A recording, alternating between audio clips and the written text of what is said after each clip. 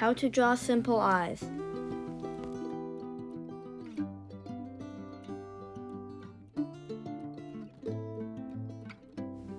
First, choose the color you want the eye to be. Once you've got the color figured out, draw 2 circles.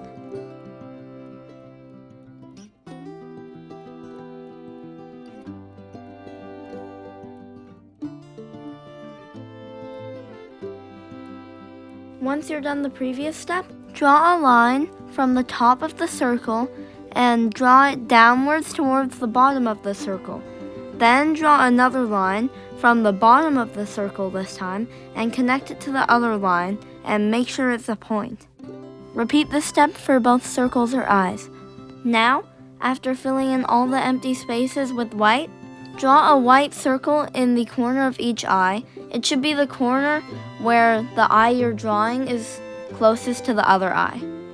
After completing that, add another white circle diagonally below and to the left or right of your bigger dot. And that wraps it up.